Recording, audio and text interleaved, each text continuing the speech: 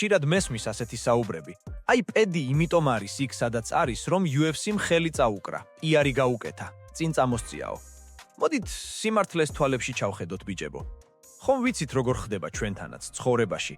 სანამ სხვები შენს დახმარებას დაიწყებენ, მანამდე შენ უნდა დაამტკიცო, რომ რაღაცა ღირხარ. პედიმ საკუთარი თავი UFC-მდე თავად მიიყვანა. ის არ მოსულა ცარიელ ადგილზე. კაცი Cage Warriors-ის ნამდვილი ვარსკვლავი იყო, ლივერპულელი ხულიგანი, რომელმაც იცოდა, როგორ აეყოლებინა დარბაზი. UFC-მ რაქნა, მათ უბრალოდ შანსი მისცეს. დებიუტი პატარა ქარდზე, სერიოზული და რთული მეტოქის წინააღმდეგ. და აი აქ გამოჩნდა მისი ნამდვილი ბუნება. მან თავად შექმნა თავისი სახელი.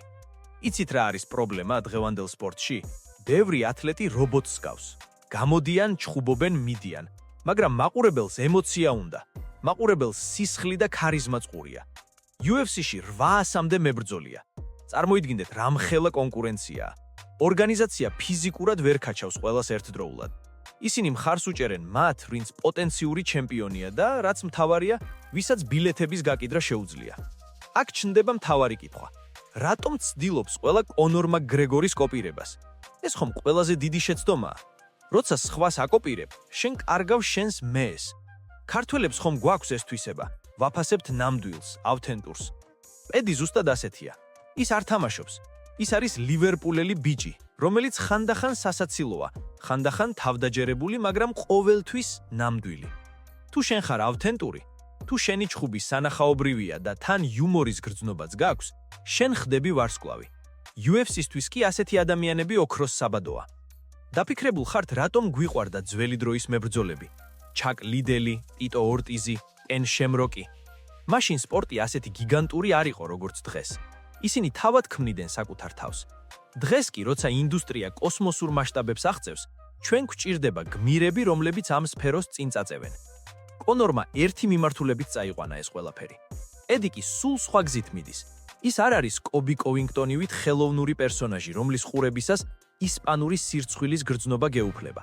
არა, პედიში ხალხი ხედავს იმას, რაც დღეს ყველაზე მეტად დეფიციტურია, გულწრფელობას.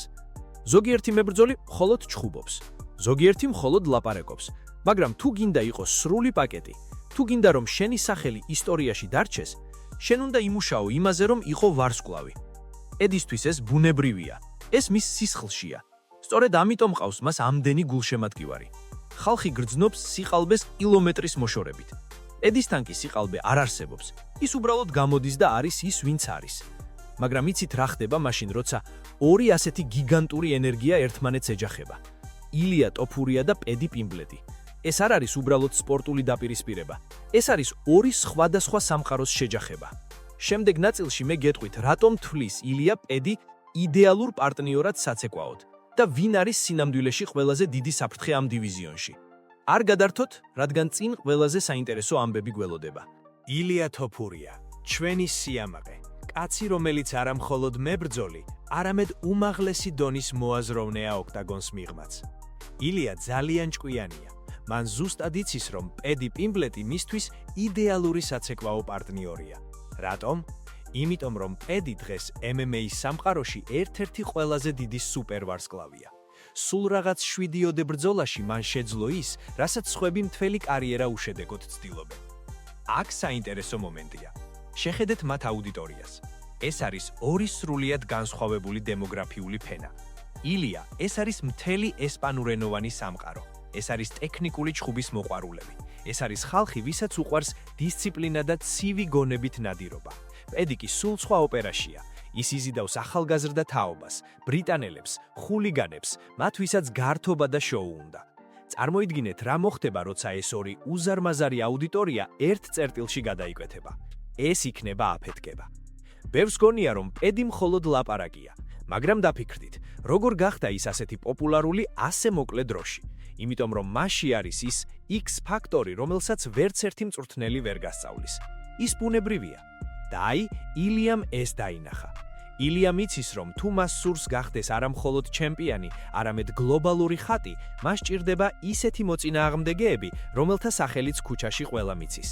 ცხოვრებაშიც ასე არა, შენ შეიძლება იყვეს საუკეთესო შენ საქმეში, მაგრამ თუ არავინ იცის შენ შესახებ, შენი ნიჭი მხოლოდ შენს ოთახში დარჩება. ილიამ და პედიმ იციან საკუთარი ფასი. ისინი არიან ის ადამიანები, ვინც სპორტს ახალ სიმაღლეზე წევენ. როცა მე ჩაკ ლიდელის და კენ შემროკის ჩხუბებს ვუყურებდი, მაშინ სპორტი ჯერ კიდევ აკვანში იწვა. დღეს კი როცა ილია გამოდის, მას მთელი საქართველო და ესპანეთი უყურებს. პედის კი მთელი ინგლისი. ეს არის ევოლუცია. ზოგიერთი ამბობს, რომ პედი ილიას დონეზე ვერასდროს ავა ტექნიკურადო. შეიძლება მართალიც იყვნენ, მაგრამ ბრძოლა მხოლოდ ტექნიკა არ არის. ბრძოლა არის მენტალური ომი. პედის აქვს ისეთი აურონია, რომელსაც ბევრი ვერ უძლებს. ის გაიძულებს ნერვიულობას, ის გაიძულებს შეცდომის დაშვებას. ილია კი პირიქით, ის არის სიმშვიდის განსახიერება. ეს არის ცეცხლისა და ყინვილის დაპირისპირება. და აი, მივედით მთავარ კითხვამდე. რა მოხდება თუ პედი დივიზიონის სხვა მონსტრებს დაეჯახება? ჯასტინ გეიჯი, არმან წარუკიანი. ბევრი ფიქრობს, რომ პედის იქ შანსი არ აქვს, მაგრამ მის მწვრთნელმა იცის ისეთი რამ, რაც ჩვენ არ ვიცით. მესამე ნაწილში განვიხილავთ, რატომ შეიძლება აღმოჩნდეს პედი ყველასთვის ულოდნელი კოშმარი და რატომ სჯერა მის გუნდს, რომ ის ყველას დაამარცხებს. ბოლო ნაწილი ყველაზე ცხელი იქნება, ასე რომ დარჩით ჩემთან. მეგობრებო, ახლა კი მოემზადეთ, რადგან რასაც ახლა ვიტყვი, ბევრ თქვენგანს ალბათ კომენტარებისკენ გააქცევინებს თითებს. ყველას გონია, რომ პედი პიმბლეტი მხოლოდ ჰაიპია და პირველივე სერიოზულ მკვლელთან დამარცხდება. მაგრამ თუ თქვენ ახლა ამ ვიდეოს გამორთავთ, გამოტოვებთ იმ დეტალს, რომელიც ხსნის, რატომ კანკალებს დივიზიონის ტოპ-10 ამ ბრიტანელი ბიტლზის წინაშე. სიმართლე ისაა, რომ თქვენ ვერ ხედავთ იმას, რასაც მისი მწვრთნელები ხედავენ. მოდით პირდაპირ ვთქვათ, ილია თოფურია პედისთვის ყველაზე რთული ბრძოლაა ამ დივიზიონში. ეს ფაქტია, მაგრამ რა ხდება სხვებთან? ავიღოთ ჯასტინ გეიჯი, არმან წარუკიანი. ბევრი ამბობს, რომ არმანი პედის გადათელავსო, მაგრამ დაფიქრდით, პედის აღნაგობა, მისი ხელების სიგრძე და ის არატიპიური სტილი, რომლითაც ის ჩხუბობს, ბევრისთვის გამოუცნობი განტოლებაა. მაგალითად გეიჯი, ჯასტინი არის ნამდვილი ომის მანქანა, კაცი, რომელიც 180 გრადუსით ცვლის ბრძოლის დინამიკას თავისი დარტყმებით. მაგრამ პედის მწვრთნელებს ჯერათ, რომ სწორედ გეიჯის სტილი აძლევს პედის შანსს, ის უფრო მარტივად დააფინიშოს, ვიდრე სხვა ნებისმიერი მებრძოლი. რატომ? იმიტომ რომ პედის გრეპლინგი და შხამიანი საბმიშენები ხშირად სათანადოდ არ არის შეფასებული.